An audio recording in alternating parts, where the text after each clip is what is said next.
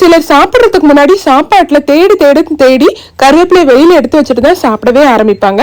அப்படிப்பட்டவங்களுக்காக இந்த கருவேப்பிலை சட்னியை செஞ்சு கொடுங்க, நிச்சயமா விரும்பி சாப்பிடுவாங்க.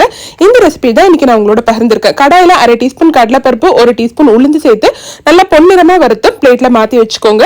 அதே கடாயில 1 டேபிள் ஸ்பூன் எண்ணெய், 10 to 15 பல்லு பூண்டு, ஒரு 10 சின்ன வெங்காயத்தை தோல் நீக்கிட்டு சேர்த்து எல்லாத்தையும் நல்லா வதக்கிட்டு கொஞ்சமா புளி, 1 கப் அளவுக்கு தேங்காய், 5 வரமிளகாய் சேர்த்து இதெல்லாமே நல்லா வதக்கிக்கோங்க. நல்லா இதெல்லாம் வதங்கி வந்ததும் 1 கைப்பிடி அளவுக்கு கருவேப்பிலை சேர்த்துக்கோங்க. கருவேப்பிலை நல்லா வாஷ் பண்ணிட்டு தண்ணி எல்லாமே இல்லாம எடுத்து வச்சு அதையும் நல்லா வதக்கிட்டு சூடு ஆறினதுக்கு அப்புறம் மிக்சர் ஜார்ல சேர்த்து வறுத்து வச்சிருந்த பருப்பையும் சேர்த்து நல்லா அரைச்சிட்டு தேவையான அளவுக்கு உப்பு சேர்த்து அரைச்சு தனி எடுத்து வச்சுக்கோங்க. இப்ப அதுக்கு தாளிப்பு கொடுத்துடலாம்.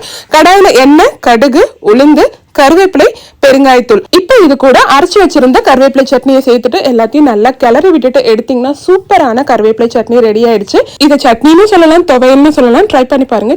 பாய்.